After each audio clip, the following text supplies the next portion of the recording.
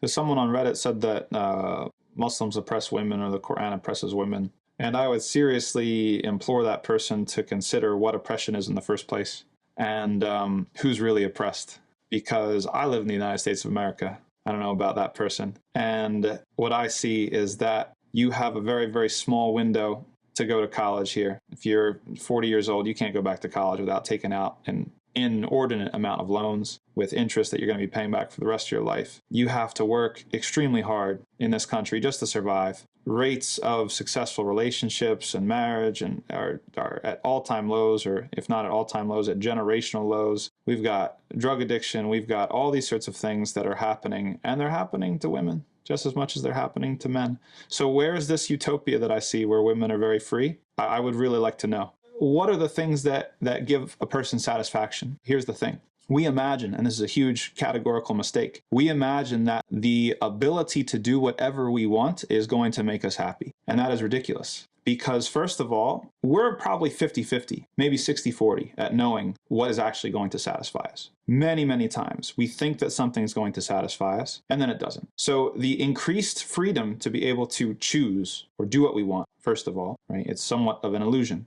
The second thing, even if it makes us happy, that happiness is short-term. It's not a long-term happiness. I get to choose to do this. I get to choose to do that. I get to have 50 different types of toothpaste when I go into the grocery store. Does that make you more free? Does that make you less oppressed? I get to work. I get to leave the home and work. Have to work overtime without pay. You have to have poor health care so that you're one, illness or injury away from having to take on loans, all these sorts of things. You're living paycheck to paycheck. I don't see the freedom myself. I see the illusion of freedom, and I see a society that really, really wants women to believe that they're free, because I think that's good for certain sectors. Certain sectors have figured out how to monetize that and make a lot of money off of that, right? So that's the first thing.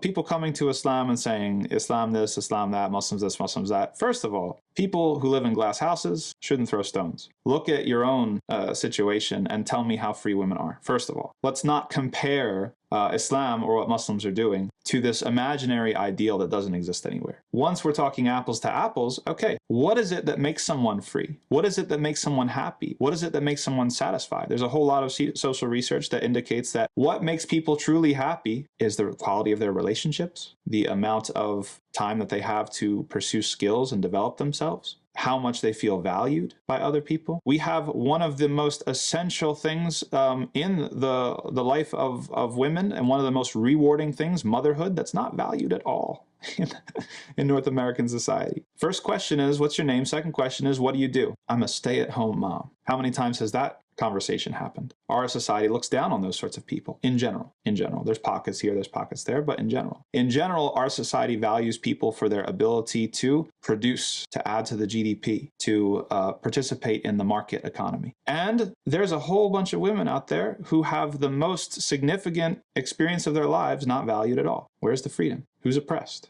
Whereas Islam says that through that very relationship, you can not only have honor in this life, you can have honor in the next life too.